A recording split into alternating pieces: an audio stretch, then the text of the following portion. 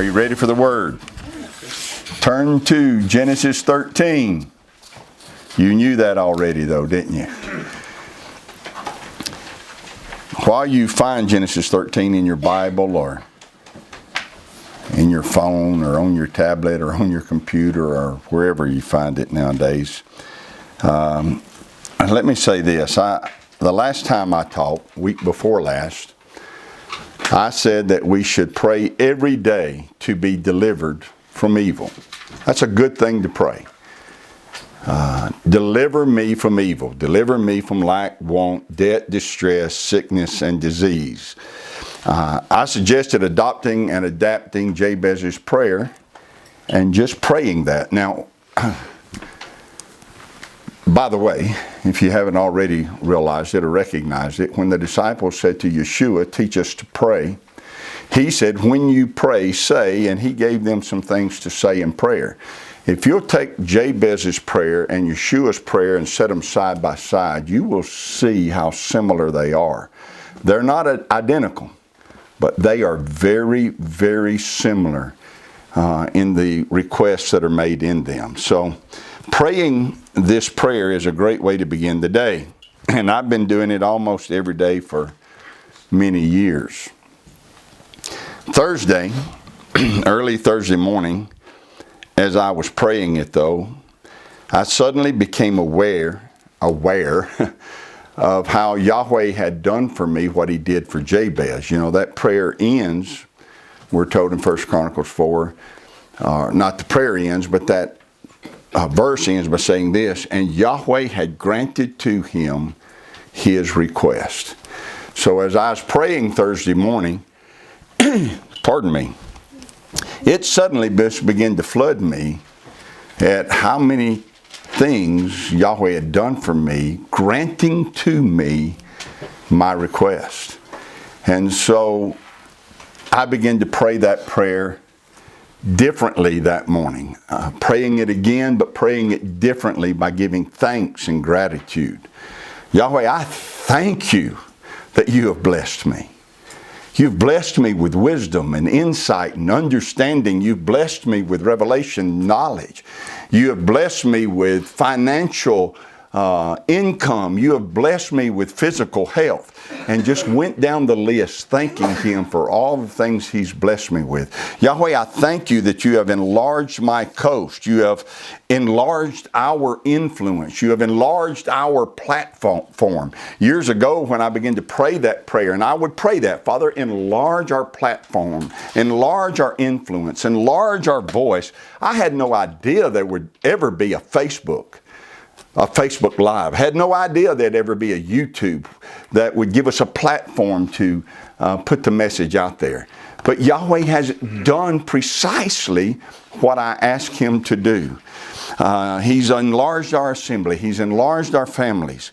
Yahweh, I thank you that your hand has been with me. You've protected me. You've empowered me. You've pushed me forward. I am not where I used to be. Yahweh, I thank you that you have kept me from evil. I'm no longer being grieved by lack or want or debt or distress or sickness or disease. It's awesome to pray that prayer for years and then to look back and see he grants to you your request. So pray like Jabez. Pray, Yahweh, bless me indeed. And when you pray it, think about what that means. Identify what that means. Identify the blessing you're wanting. Don't just say, bless me indeed, but tell him how you want him to bless you. Bless me with multiple sources of income. Bless me with financial increase. Bless me with health. Bless me with wisdom, insight, understanding, eyes that see and ears that hear and a heart that understands. Pray that every day and watch him grant to you your request. Are you in Genesis 13? All right, let's get started this morning. Genesis 13 verse 1. And Abram went up out of Egypt, he and his wife, and all that he had, and Lot with him into the south. And Abram was what? Very rich. Not just somewhat rich or little rich, but very rich. And he was rich in cattle, in silver, and in gold. I can now see that soon we will move on from this passage and into other goodly pearls found in Torah, but that's not going to happen immediately. As I look at what we're told about Abram in Torah, I can see that we're not only told that he was very rich, I can see that we're told that he was very rich more than once. And I can see that we're told how those riches benefited him and how those riches benefited others. And I can see that we're also told about some key principles in his life that led to his prosperity, or key principles that resulted in him prospering. It would be to our benefit to take the time to study the principles that were in his life and incorporate them into our life if those principles led to him being blessed. Don't you agree? We're not only told that Abram was very rich, we're told and shown principles that he lived by that put him in a position to be richly blessed. Yahweh didn't just arbitrarily say, I choose him, I'm going to bless him. No, there were some things about Abram that drew Yahweh to him, that caused Yahweh to bless him. So it would be to our benefit to study and to incorporate those same principles into our own life. And though I want to go over those principles dearly this morning, I'm not certain we're ready to do that yet. If we are not 100% convinced that Yahweh also wants to bless us financially, then going over those principles would fall on deaf ears or hardened hearts. They wouldn't have the impact that they need to have.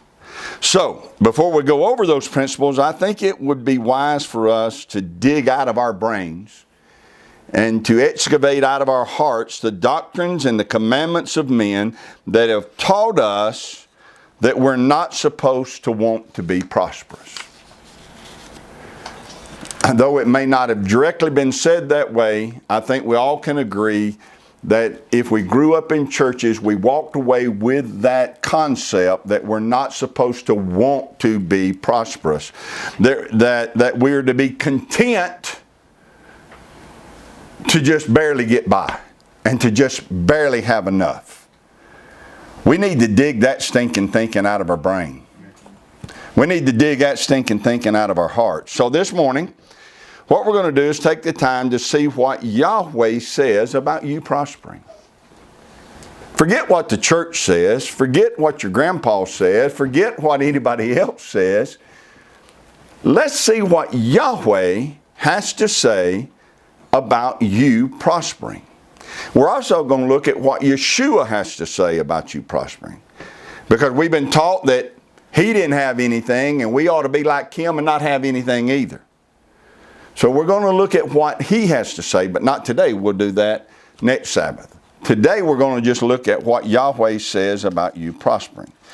Well, when we start to do that, first off, we have numerous examples of him prospering his servants. You ever thought about this? You ever thought about how prosperous Noah had to be to do what he did? A poor man could not have built the ark. A poor man could not have come up with the resources he needed to build the ark and to furnish the ark for what it had to do. He had to be a prosperous man in order for Yahweh to use him to do what he did. Abram, we're told, was very rich. Lot was very rich. Isaac was very rich. Jacob was very rich. Joseph was very rich. And when the children of Israel left Egypt, how did they leave? Very rich. Loaded down. Wagons full of stuff. Gold and silver. Enough gold and silver they could take a portion of it, melt it down, and make a golden calf with it later. enough gold and silver when it came time to build the tabernacle, and gold and silver and precious jewels were called for, they were bringing Moses so much treasure that they had to be constrained and told, we've got more than enough, stop, quit bringing it. They were very rich in a desert. Okay? We need to get that concept in our brain. Do you see the pattern of what Yahweh wants to do for us?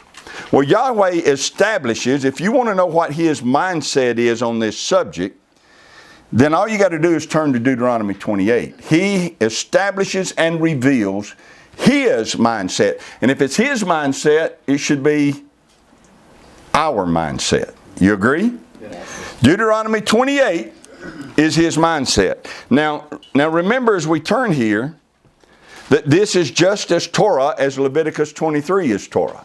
Right. What Yahweh says here is just as much Torah as what He said about the Sabbath. It's just as much Torah as what He said about pork. It's just as much Torah as what He said about the Moedim.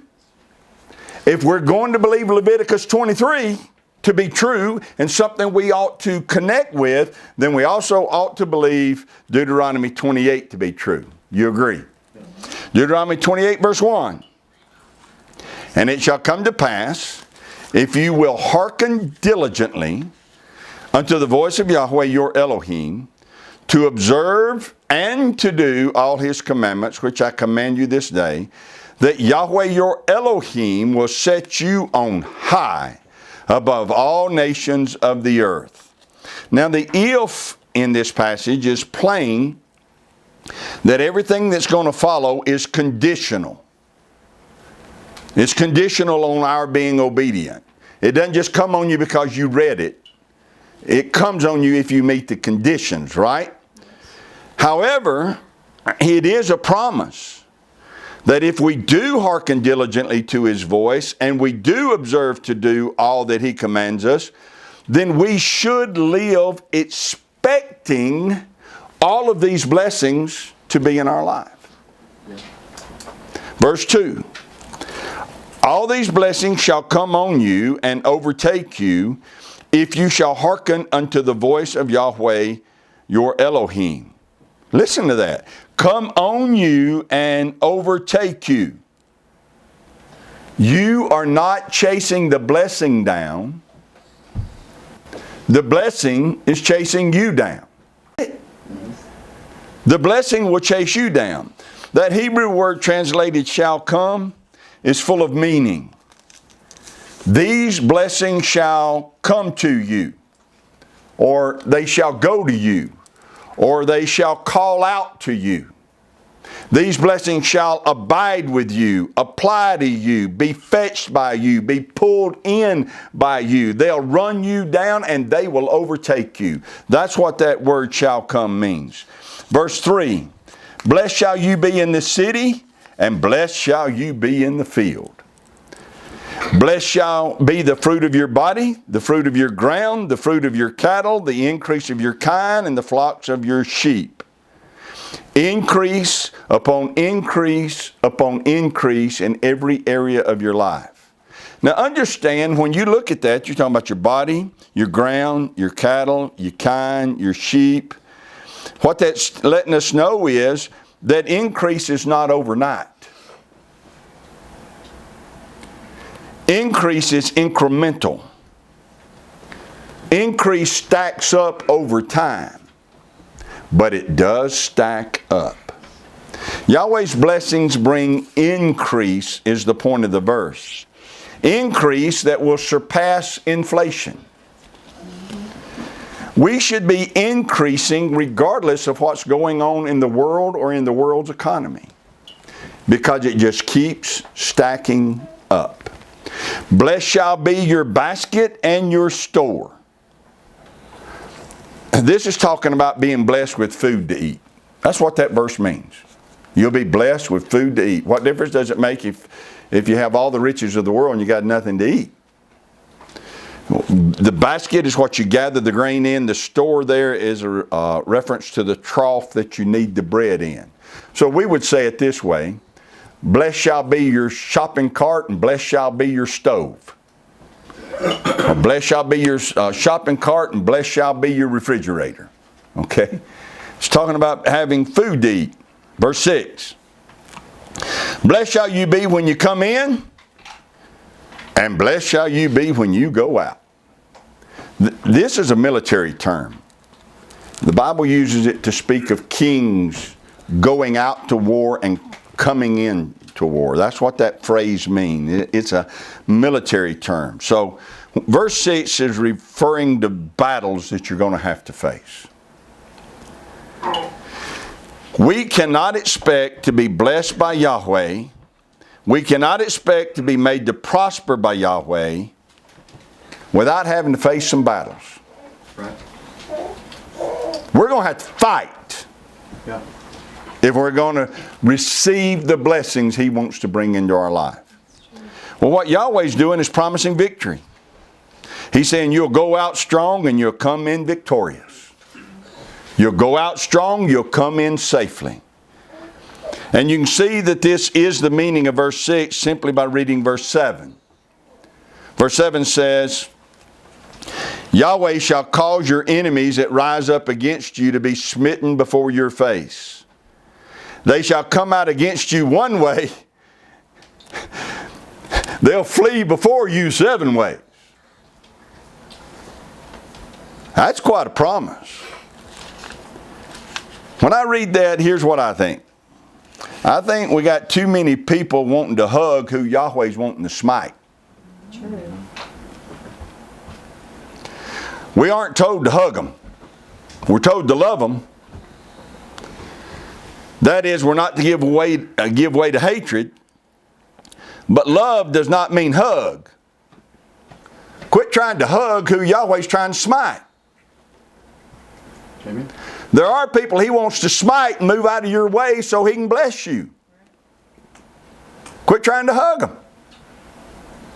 Amen. It's true. Verse 8. Yahweh shall command the blessing upon you in your storehouses and in all that you set your hand unto. He shall bless you in the land which Yahweh your Elohim gives you. All right.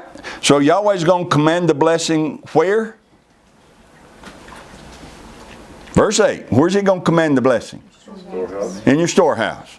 Do we have one? Do we have a designated place to store overflow and abundance? Or have we been taught that we shouldn't have any overflow? Have we been taught that you should give away any overflow or abundance that you have instead of storing it? Yahweh said, get a storehouse, I'll bless it. It says if you have a storehouse, Yahweh says, I'll command a blessing on it. And if Yahweh commands the blessing to come on your storehouse, the blessing has no choice but to come. Right. He commands it to. The only thing holding it up is not having a storehouse. And He says, I'll command the blessing on all you set your hand to.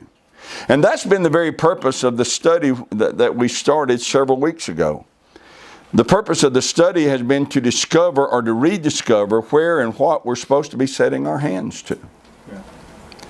Yahweh's blessing does not come on idle hands connected to idle lives. But He does say, you get up and do something and watch me bless it. Yeah. And we say, well, like what? And verse 1 says, if you'll hearken diligently to my voice, if you'll listen, I'll help you with that. If we'll hearken diligently to His voice, we'll get small little promptings and fleeting little ideas that if we act on them by setting our hands to them, we give Him something to bless.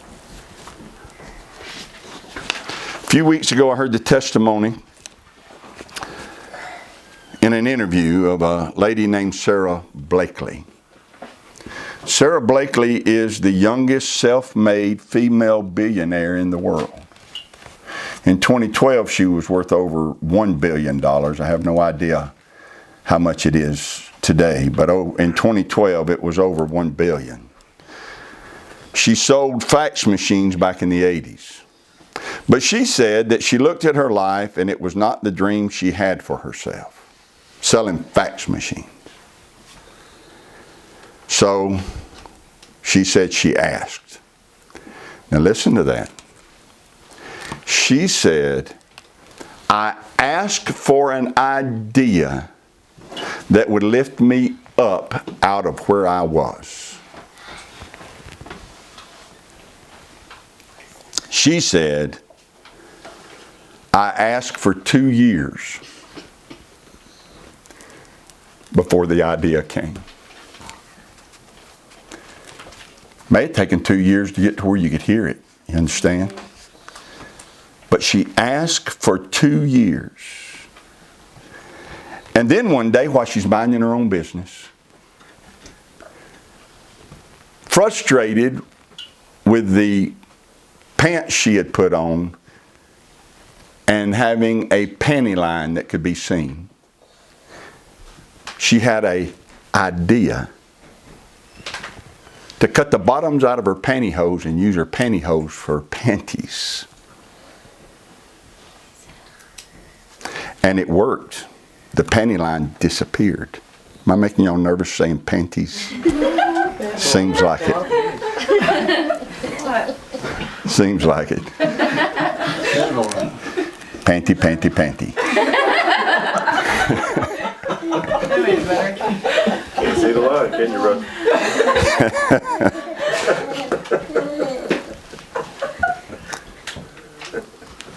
She took that seemingly small, insignificant idea and went to work thinking, if I like it, other women will too. She came up with a name for pantyhose that don't have bottoms to them. She called them Spanx. She was determined and unrelenting. She went forward with all the gusto she could go forward with. And now Spanx is a multi-billion-dollar product in the market. She went from a fax machine salesperson to a billionaire with one idea. Look at this stuff here. It's amazing that somebody decided to put a camera in our phone. And maybe we couldn't come up with that idea. But somebody said, if cameras have phones, if phones have cameras, there needs to be a tripod that would hold it in place for people. And somebody came up with that little gadget right there. Just an idea. See? Selfie sticks. What would happen if we just asked Yahweh for an idea that we could set our hands to? He said, if you set your hands to it, I'll prosper it. That's the promise. Does Sarah Blakely serve Yahweh? I don't know. But this I do know. She used a Torah principle. Right. Mm-hmm. She used a Yahweh principle to get where she is and to get what she has. Right. Here's the principle. She asked, she listened, she acted. Mm-hmm. She asked, she listened, and then she acted on what she heard. Which means she worked hard and she worked with confidence until her idea was just dripping with blessings all over it. Well, Yahweh right here in Deuteronomy 28 promises to bless what we set our hands to.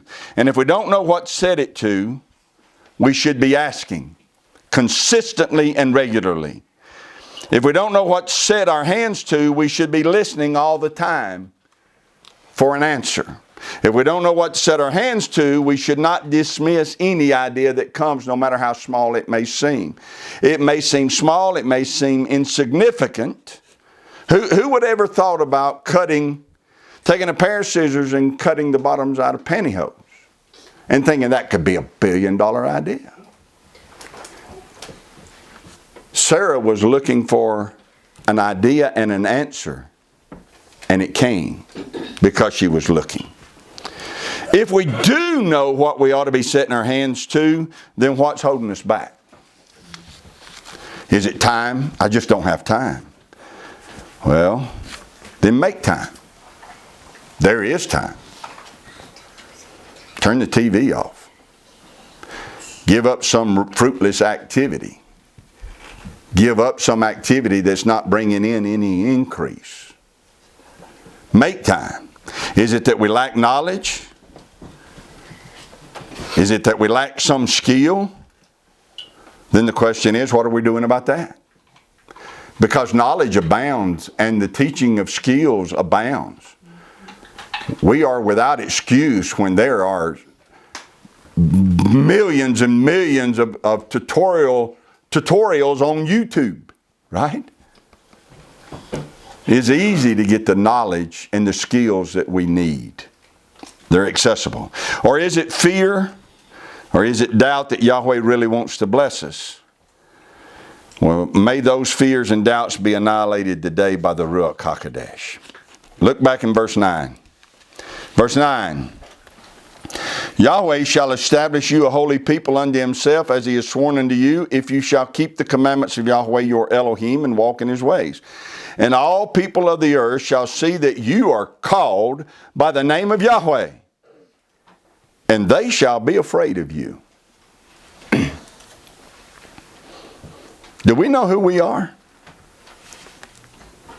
Children of Yahweh, servants of Yahweh, people of Yahweh, followers of Yahweh. We are called by his name. His name is put on us every Sabbath. He calls us his. That carries power and privilege with it. Demons fear you, and men shall soon learn not to trouble you. You are Yahweh. Verse 11. And Yahweh shall make you plenteous in goods, in the fruit of your body, in the fruit of your cattle, and in the fruit of your ground, in the land which Yahweh sware unto your fathers to give you. The word translated plenteous means to exceed or to excel or to jut out over. It means to abound. It means to have too much. We've been taught by religion that it's a sin to have too much. Dig out that stinking thinking today. It's holding us captive. Shall, it says, shall make you to exceed, excel, jut over, abound. Yahweh shall make you have too much. Too much what? Too much goods. The word translated goods there is the Hebrew word tob or tobi. It's the word used in Genesis 1 where it says that when Yahweh would create something, he saw that it was good. This word means the best. It means perfect. It means excellent. It means that which is perfectly beautiful, bountiful, exceedingly pleasant. Yahweh shall make you to have too much of that which is excellent. Is that interesting to you? Yahweh shall make you to have too much of that which is excellent. Shall we dare to believe that that is truth? Or shall we allow religious doctrines to hold us captive and to steal it from us? I'm just reading here what Torah says. If it sounds foreign or strange or wrong, it's because we have been programmed by false religion and false doctrine. And the only way to be free is to know the truth. And the only way that truth can set us free is if we become aware of the lie that's holding us captive. And to think or believe that we're supposed to just barely get by is a lie. The truth is, Yahweh wants to make us have too much. Verse 12. Yahweh shall open unto you his good treasure, the heaven to give you rain upon your land in its season, and to bless all the work of your hand. And you shall lend unto many nations, and you shall not borrow. There it is again. Our hands have to be working. There has to be an action. There has to be an activity. Yahweh's promising to bless our actions. Bless our activities, not our wants and our wishes. He'll bless our actions. Verse 13. Yahweh shall make you the head, not the tail, and you shall be above only, and you shall not be beneath, if that you hearken unto the commandments of Yahweh your Elohim, which I command you this day to observe and to do them. Be the head, not the tail. We say it this way: be rich and not poor. Be the leader, not the led. Be the one with the idea, not the one working for the one with the idea. Be above only and not beneath. Be above poverty, above lack, above want, above distress, above sickness, above disease, above frustration, above curses. Not beneath, not crushed, not buried, not pushed down, but rising up. Verse 14. You shall not go aside from any of the words which I command you this day, to the right hand or to the left, to go after other Elohims to serve them. Verse 14 should make you shout. How many of you have forsaken serving other Elohims? Do you worship on their holy day? Do you eat their unholy meats? Do you celebrate their unholy winter festivals? Do you celebrate their unholy spring festivals? Do you celebrate their Halloween, Valentine's, and other unholy days? Then these blessings are for you.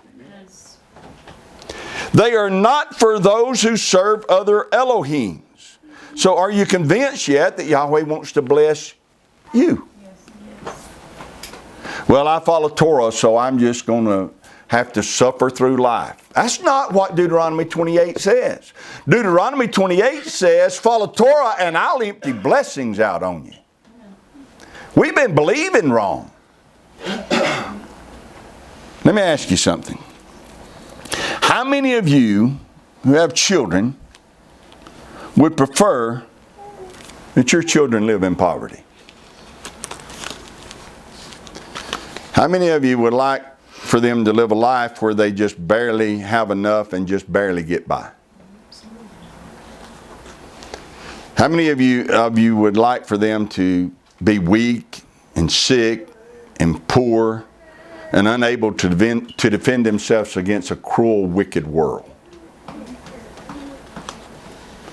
Or do you prefer and hope that they are always at the bottom and that they stay poor and humble? Or is it true that you want for your children to be blessed mentally, emotionally, spiritually, and physically, and financially? Is it true that you would really like for them to have more than enough? Is it true that you would like for them to excel and to have abundance and to rise to the top? Is that true? That's what you want? Then look at Matthew 7. Knowing that that's what all of us want for our children, Yeshua said some very strong words. Matthew 7 verse 7, he said this: ask and it shall be given to you. What's given to you when you ask? What you ask for. Seek and you shall find. What do you find? What you're looking for. Knock and it shall be opened unto you. What gets opened unto you? Where you're knocking. Right? For everyone. Say everyone. Everyone. Doesn't say everybody but me. Everyone but us. Everyone except for those living in the days of pandemics. Everyone except those who happen to live in the 21st century. There is no except there. Everyone that asks receives. And he that seeks finds, and to him that knocks it shall be opened. Or what man is there of you, whom if his son ask bread, will he give him a stone? Or if he ask a fish, will he give him a serpent? No, you don't need fish, but you can have this snake. No, you don't need bread, but here's some rocks to chew on. We'd never do that. So Yeshua asked this: if you, then being evil, know how to give good gifts unto your children, how much more shall your Father who is in heaven give good things to them that ask him? How much more? Exceeding abundantly above. Ask him for good things, and he will give good things to those who ask. Well, we have seen that Yahweh blessed the patriarchs, and they were very rich. We have seen what Deuteronomy 28 says. Now let's go to Proverbs 3 and see what it says.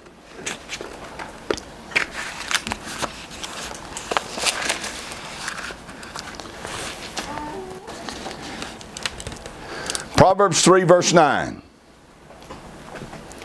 Honor Yahweh with your substance and with the first fruits of all your increase. So shall your barns be filled with plenty, and your presses shall burst out with new wine. Again, here we have a promise that's conditional, but meet the conditions, and it says the blessings flow, and the blessing is barns or storehouses filled with plenty. Plenty means copious amounts of overflow. That sound good to you? Yes. To have copious amounts of overflow. Honor Yahweh with your substance, and he will give you more and more substance. Notice that we cannot wait until he gives us more to start honoring him. We honor him with what we have, and then he begins to fill our barns with plenty. Honor him with your substance today, and then he will give you plenty. How much is plenty? How much is plenty? Well, it's plenty, isn't it? How much you have? Plenty. We moved to Texas last day or two of 1999. We headed there with me driving a large Penske truck pulling a trailer that had a pickup truck on the back of it that was stacked full of other stuff in it. Marie was driving a van, Brian was driving a Honda Civic, and that's the way we headed out. Every 2 hours we had to stop and fill that Penske truck up. That thing went through some gas. We arrived in the Dallas-Fort Worth area in the wee hours of the morning. There wasn't a lot of places that stayed open back then past midnight that had gas pumps that you could use. After 2 hours of driving, my gas gauge once again showed empty. I got off the interstate. There were no open stations there. I thought we might have to spend the night right here because my gas gauge has once again, after 2 hours, said empty. We got back on the interstate, however, and cell phones were only for the very, very rich. We were communicating from vehicle to vehicle with walkie-talkies. And Marie keyed up the walkie-talkie and said, "How much gas do you have?"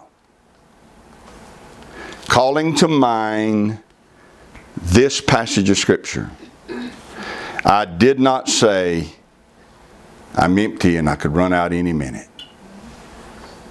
Calling to mind this passage of Scripture, I said, "I have plenty."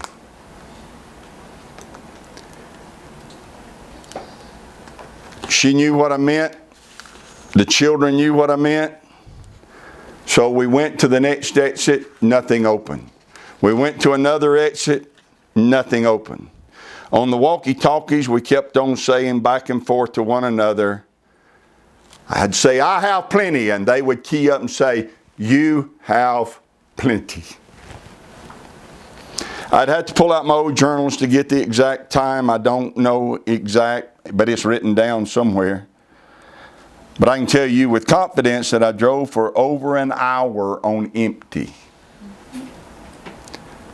I think it was quite a bit longer than that, but I can testify it was over an hour before I found an open gas station. When I got to this open station and to the pump, I wondered in my heart,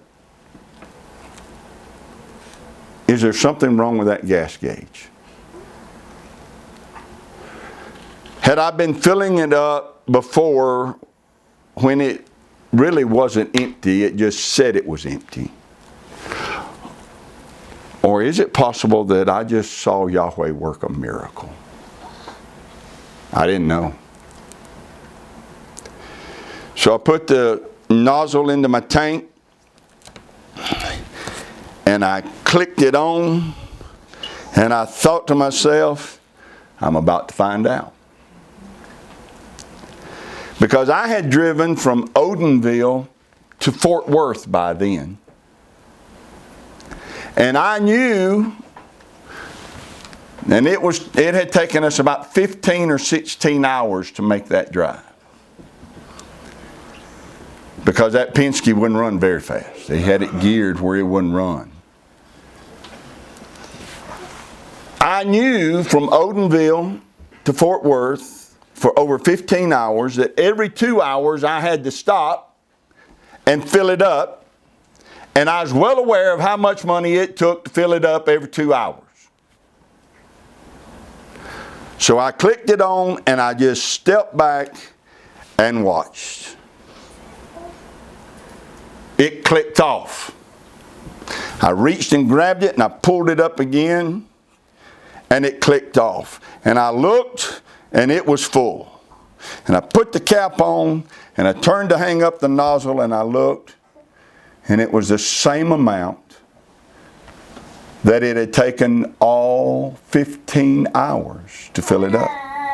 In the others, it was a 2-hour span of driving that was that amount. This time it was over 3 hours and it was that amount.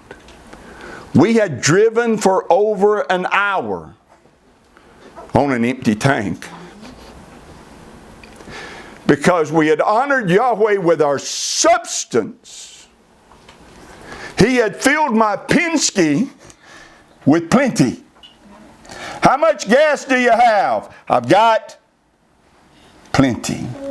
See, it doesn't matter what it looks like with our eyes. It doesn't matter how it adds up with our pen. Plenty just means plenty. And Yahweh promises us that we will have plenty. I shouted and did a dance in that service station parking lot that night. It was a miracle that I will not ever forget. Hallelujah. Well, let's look at one more passage and we'll close. Yahweh wants us to have plenty, but we have to begin where we are by honoring Him with our substance. Malachi 3. Buckle up. Will a man rob Elohim? Yet you've robbed me. But you say, where have we robbed you? In tithes and offerings. You're cursed with a curse, for you've robbed me, even this whole nation. Bring ye all the tithes into the storehouse, that there may be meat in my house, and prove me now herewith, saith Yahweh of hosts, if I will not open you the windows of heaven, pour you out a blessing, that there shall not be room enough to receive it. And I will rebuke the devourer for your sakes, and he shall not destroy the fruit of your ground, neither shall your vine cast her fruit before the time in the field, saith Yahweh of hosts. Notice that this promise that's being made is threefold. First of all, like the other two, it's conditional. All three have been conditional. And when I see that, I wonder, maybe those who are convinced that Yahweh doesn't want to bless His people are just simply those who don't want to meet the conditions. And so rather than admit they don't want to meet the conditions, it's easier for them to create a belief that says, well, Yahweh doesn't want to bless me. All three are conditional. Number two, it's a promise of provision. I will open the windows of heaven on you and pour you out a blessing. Blessings being emptied out. The blessing shall be poured out. The blessing shall flow out, come forth with force upon you. It's a blessing of provision. But now take out those italicized words. Is it in your text italicized? Yes. You see that the words there shall is italicized? And you see that the word be room is italicized? And you see the words to receive it are italicized? What does that mean? They weren't in the original, but the translators added them because they thought it would help it. It doesn't. You take those words out and read it again, and you get the true, powerful meaning of this passage. He says, I will pour out on you a blessing, and that not enough. That's what the verse says. I will pour out on you a blessing, and that not enough. Yahweh is saying that provision is not all He's going to do for us, because we need Him to do something else for us, and He promises He's going to do that too. So this promise is conditional, and this promise is about provision, but this promise is also about protection. I will pour you out a blessing, and that not enough, I'll rebuke the devourer for your sake. That's what that verse says. I will pour you out a blessing, and that not enough, I'll also rebuke the devourer for you. We have provision and we have protection. The word translated as devourer there simply means to eat. That's all that word means, is to eat. So Yahweh said, I'll rebuke the eater for you. Tired of your stuff getting eaten up? Yahweh knows that when He empties heaven on you and pours out blessings on you, that eaters are going to come. Men and demons will come wanting to consume, eat, steal, take away what Yahweh gives to you.